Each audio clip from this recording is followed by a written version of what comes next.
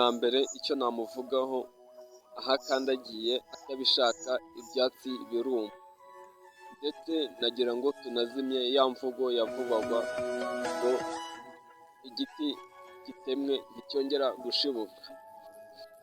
Uwo ni umugani nkeka ko ari uwa kera. Saha izi ngizi kuva yafata igihugu cy'u Rwanda mu maboko ye, nkeka ko n'icyo giti cyashibuka.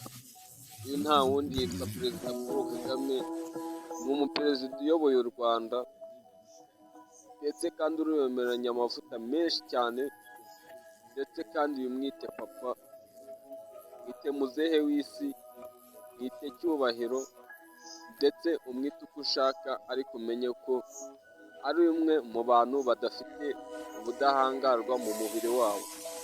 Mbese uyu mugabo icyo nakubwiraho aka kanya tuvugana,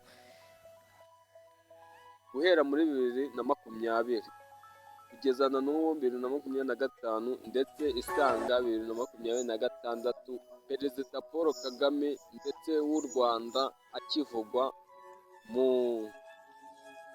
bibazo ndetse cyangwa se amahane y'uko atari yorohewe, ariko kugeza na n'uyu munsi aracyahangana kubera ko ari the focus to manage entertainment, muri we nyine yiyumvamo ubuhangange.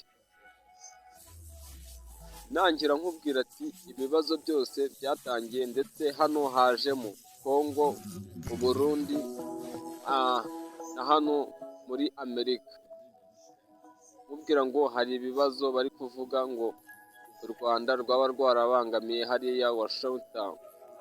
Yagira nkubwire ngo ahangaha Perezida Paul Kagame nta kibazo bimuteye, ndetse kandi yivugira ko urugamba yagiye acamo ari rurerure, ndetse n'abanze ko bahuza yabihoreye, nyuma abamuhize bakamubona. Wowe reka nkubwire ukande subscribe mbere y'uko ducukumbura bino bintu tukabyinjiramo. Kanda subscribe, ufungure inzogera, ndetse ukande na like iyi channel ije, kugira ngo mumenye ukuri ko ahagaragara. Ndagira ngo twiyunge hano, mumanze mwiyandikishe. Murakoze.